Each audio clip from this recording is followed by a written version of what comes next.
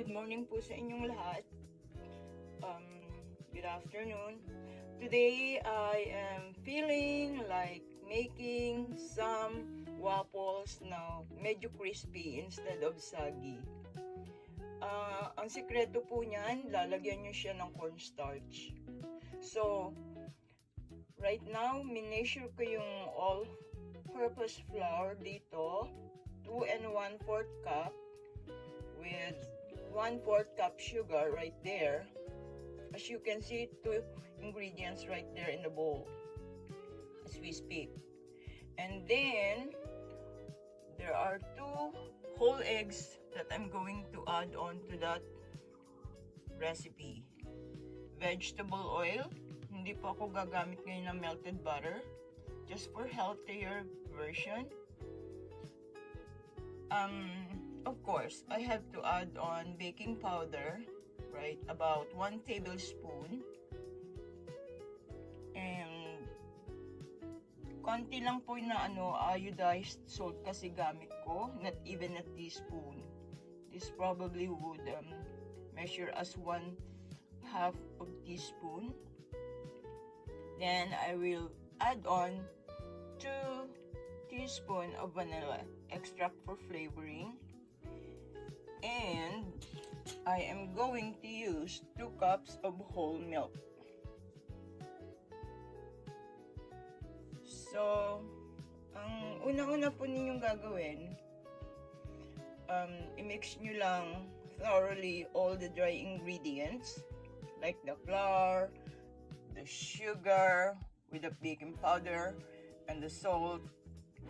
And then you set it aside. Then, you have to mix all the wet ingredients such as whole milk, vanilla, egg, and the vegetable oil.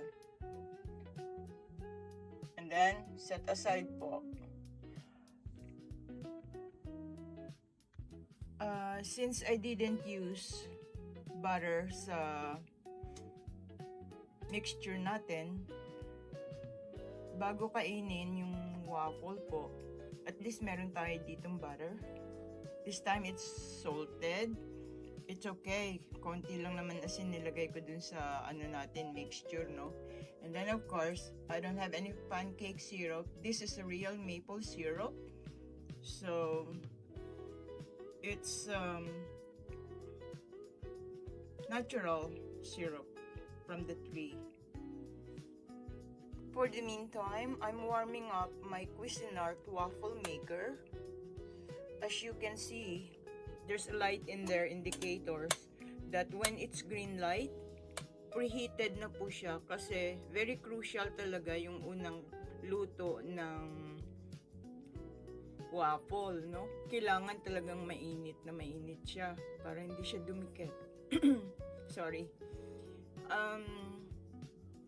Then once it's reheated, I'll just spray a little bit of this one, the Griddle Mate. Pang spray po siya, no? Ano siya yung tawag nito? Very French. Eto, food release. Stop sticking, quick, easy clean up. Aids though release. So, sprayan ko lang po siya para wag dumikit yung ating mixture batter, no? This is before I put the mixture in. I'm so sorry. Makati yung lalamunan ko. Ito na po ang kinalabasan ng pinagmix ko na dry ingredients and ng wet ingredients, no? As you can see, look. It's lang po sila, mixed thoroughly na siya. I just used the wire whisk. So, hindi ko siya ginamitan ng electric mixer. Manual na lang po. Tandali lang naman, very basic, no? And then, here's the Cuisinart waffle maker that I preheated already. I'm spraying a bit of this non-stick spray. Ano po siya, very healthy siya, no? Kasi vegetable na to. No chemical added. So, let's just wait till it's green light. Right now it's still red. There you go. Now we're gonna add on the mixture.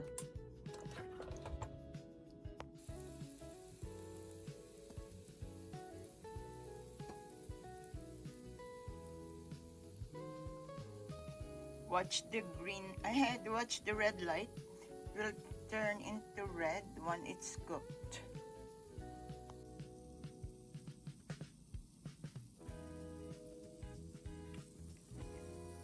Right now po, ano siya, naka red light kasi nagluluto siya. See, steam is coming out of the Cuisinart waffle maker. See, once na green light na po siya, luto na siya syempre. And then after that, ang tip pala po para to make it crisp at saka hindi siya soggy, once cooked na siya, you have to put it on the cooling rack para hindi siya maging soggy, para crisp. See, ang ganda ng pagkaluto kasi green light na po siya. When I open it, look, take a look at it.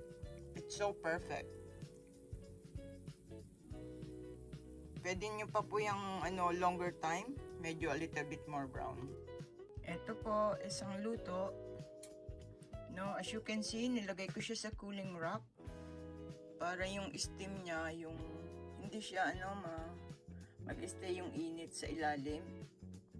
See, it's so nice.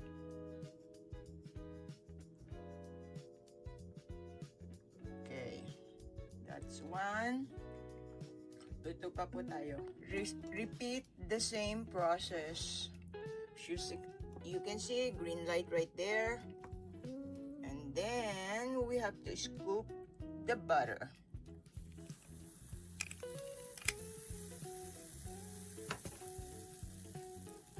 Ang hirap nung isa-isang kamay lang yung nagagamit, no?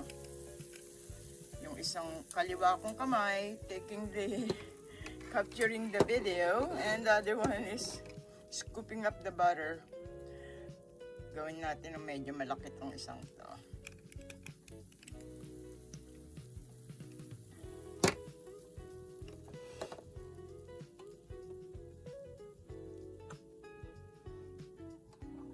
See you soon.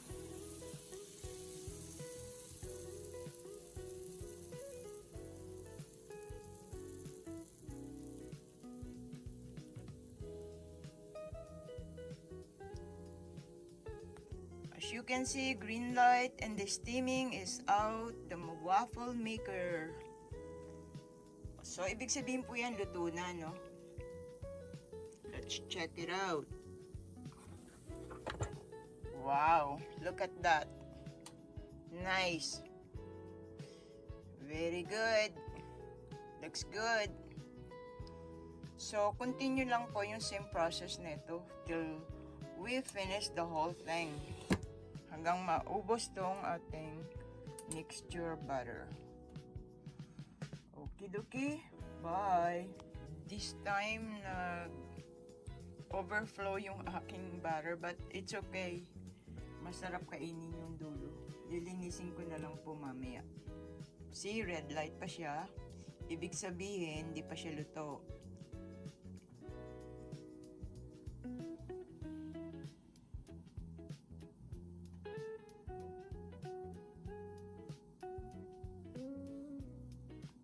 Ito na yung naluto natin so far. Nakadalawa na ako. Mabait po ako ngayon, dati-rati kasi once nakaluto na ako, kumakain na agad ako.